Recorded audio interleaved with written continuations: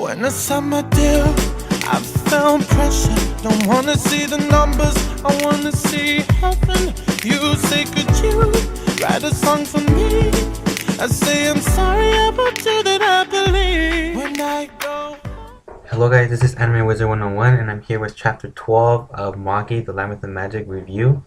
And last time we ended off with Alibaba and Aladdin walking through a ghost town pretty much inside the dungeon.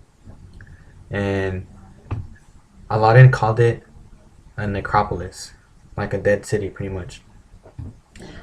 And the last part of that chapter was that they walked into a room and they found a door and they're trying to open it. And it's actually where chapter 12 begins.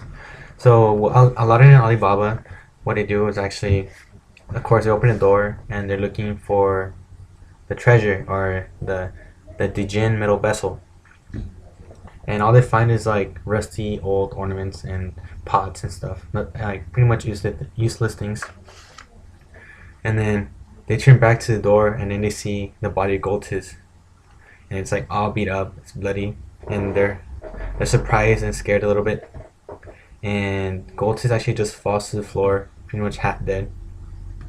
Before they know it, Aladdin is flying across the room, and lo and behold, Lord Jamil and Morjana are by the door. And Lord Jamil is actually really, he's not himself. He's acting really weird. He's asking pretty much, I think he's pretty much traumatized because he's asking like what is this place? What are those monsters? And he's trying to fight Alibaba because he tricked them. So pretty much this whole chapter is about, it's Alibaba versus Lord Jamil in a swordplay. And Alibaba pretty much tells him that he should stay home because here royalty and a commoner are actually one and the same, because in a dungeon life is actually, it doesn't matter where you, like what your status is, but we are both human and our lives are worth the same in the dungeon. So Lord Jamil gets pissed off and they start fighting, and Lord Jamil tells, or he's thinking that this commoner can't beat me. I've been trained in the art of royal swordplay and all this stuff, and then he's thinking about how he's gonna torture Alibaba and stuff. So the first thing he goes after is he tries to stab his arm. I mean his left foot, so he couldn't walk anymore. And then of course Alibaba dodges it. The weird thing is that Alibaba is actually dodging all these strikes like nothing. And then he starts to point out the faults in Jamil's swordplay. Like right here, I'll show you a panel right here. It's like Alibaba and Lord Jamil, and then he has his sword under Lord Jamil's left pit. And then Lord Jamil pretty much has a little like simulation in his head of what could actually happen, and he's pretty much imagine if he's like stabbing you from the pit up, of course you'll bleed out because you have like an artery under there.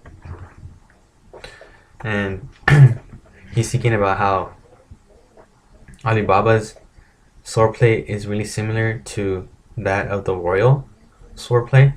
And then that's when he's thinking of, who the hell is this guy, blah blah blah, like why are you like pointing out all of the same mistakes or openings that my master or instructor taught me.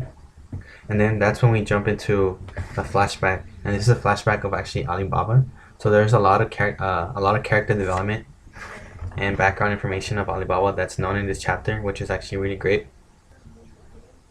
So in the flashback, we learned that Alibaba's mom was actually like a harlot, or pretty much like I want to say it's a prostitute, like similar to a prostitute, and they lived happily and together. And that his mom later on like actually had she caught an illness, and honestly, and she died. but I think she caught like an STD or something, and that's the way she died. And then Alibaba was living in the slums for some time, by like with people, with kids of the streets. And all of a sudden, this one guy came looking for his lost son, and pretty much it was the king of this kingdom. It's called Balbad, and he tells him that he was his lost son that he had with this woman. That's why he went to go pick him up or look for him, and that's when he learned languages, swordplay, learned about economics, and pretty much that's how he grew up. And the king had two princesses, and Alibaba was the third prince. And he trained them and did all this stuff so he could use them as an assistant for the actual princesses. And so that's actually how the chapter ends. And we learned that Alibaba was actually royalty. So yeah, that's how the chapter ends. I really like this chapter, so I would have to give this chapter a rating like of a 5 out of 5, because we learned a lot of background information of Alibaba. So yeah, that's it. I'll see you guys next time. Like this video, give me a thumbs up, leave a comment down below, and subscribe, and I'll see you guys with chapter 13. Peace out, you guys.